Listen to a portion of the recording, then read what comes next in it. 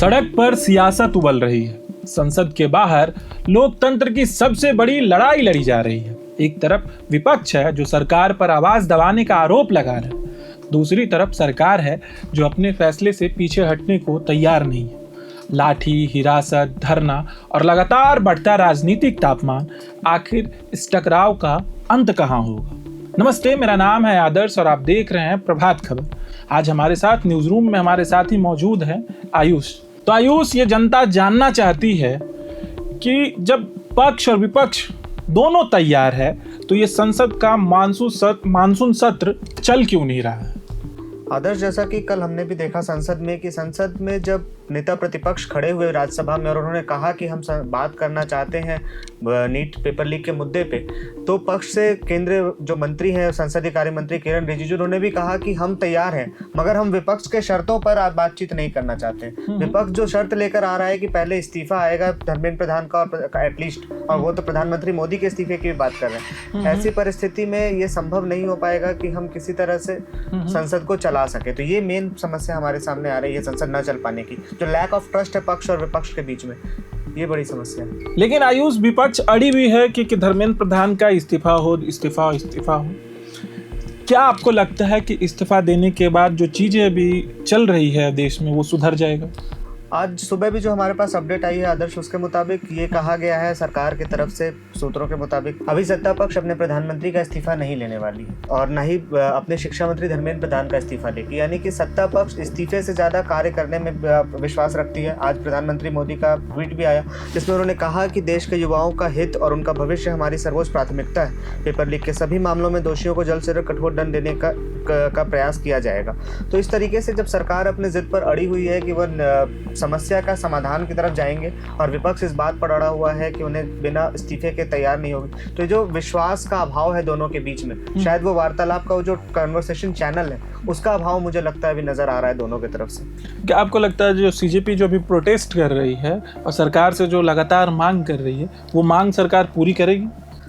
जहाँ तक सीजेपी के प्रोटेस्ट का बात है, सीजेपी के प्रोटेस्ट में भी एक बात जहाँ से शुरू हुई थी कि धर्मेंद्र प्रधान का इस्तीफा, मगर अब मामला धर्मेंद्र प्रधान के इस्तीफे से हट करके तो इस बात पे आ गया है कि कन्वर्सेशन चैनल शुरू हो। तो सोनम वांगचुक ने भी बार बार लेटर्स और वीडियो के माध्यम से कम्युनिकेट करने की कोशिश करी है जनता और सरकार के साथ। उसमें इस बात को कहा है उन्होंने कि अगर सरकार संसद में भी इस बारे में बात करने पर तैयार हो जाती है तो वो अनशन तोड़ देंगे। मगर एक कहीं ना कहीं वैक्यूम सा नजर आ रहा है। एक्शंस में सिर्फ बयानबाजियां चल रही हैं, चाहे वो सरकार हो, विपक्ष हो या प्रोटेस्टर्स हो। कुछ एक्शन हमारे पास, एक फ्लो ऑफ एक्शन नहीं नजर आ रहा है। इस वजह से मुझे लगता है कि अभी सरकार जो मांग थी इस्तीफे वाली उससे तो हट चुकी है, एक्शन में कहाँ तक जा पाती है, क्योंकि स्पेशल कोर्ट की भी बात की गई है आज प्रधानमंत्री के ट्वीट में। फास्ट ट्रैक कोर्ट के लिए उन्होंने कहा है कि फास्ट ट्रैक कोर्ट का गठन किया जाएगा। तो सरकार एक्शन मोड में आने के लिए दिख रही है, मगर क्या एक्शन ले पाएगी, ये बड़ा सवाल अभी भी बना हुआ है। एक सवाल और है आयुष, जो जनता जानना चाहती है और मैं उम्मीद करता हूं कि आप इसके बारे में बताएंगे कि क्या संसद के बाहर प्रदर्शन और सड़क की राजनीति लोकतंत्र को मजबूत करती है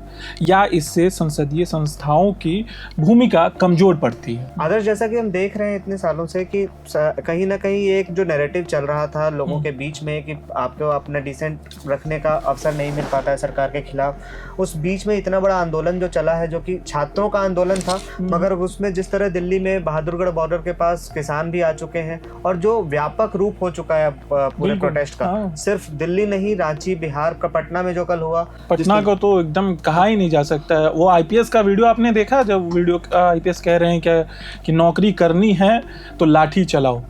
हमारे रिपोर्टर गए थे ग्राउंड पर, राजकमल को भी चोट आई। जी। लेकिन कहीं ना कहीं ये भीड़ जो है, इस भीड़ का हिस्सा कौन बनता जा रहा है? क्योंकि ये भीड़ में आप देखिए तो मुद्दे की बात करने वाले कम लोग हैं और उपद्रवी ज्यादा हैं। भीड़ का चेहरा कहीं ना कहीं मुझे लगता है कि धूमिल हो चुका है। जिस तरीके से अभिजीत दीपके ने नेतृत्व शुरू किया था और अब ये कॉकरोच पार्टी से बड़ा प्रोटेस्ट बन चुका है। कॉकरोच पार्टी प्रोटेस्ट के अंदर में आ चुकी है, जबकि प्रोटेस्ट को कॉकरोच पार्टी के अंदर रहना था। तो इस तरीके से जो नेतृत्व का अभाव है प्रोटेस्ट में, जिस तरीके से राजनीतिक दलों द्वारा, विपक्ष के पार्टियों द्वारा इसको हाईजैक करने का प्रयास किया जा रहा है, इस तरीके से लग तो नहीं रहा है कि प्रोटेस्ट एक किसी दिशा में भाग रहा है, क्योंकि कहीं भी किसी भी मुद्दे पर प्रदर्शन जारी है। तो अब ये सरकार के खिलाफ जो रोष है लोगों के मन में पिछले 12 साल का, वो निकलता हुआ नजर आ रहा है। कल मैं इंस्टाग्राम में स्क्रॉल कर रहा था, मैं देखा एक महिला दिल्ली जंतर मंतर पे कह रही है कि ये जो विराट कोहली है वो एक उसका एक पाँव वृंदावन में होता है और दूसरा पैर उसका लंदन में होता है, वो भारत में क्यों नहीं होता?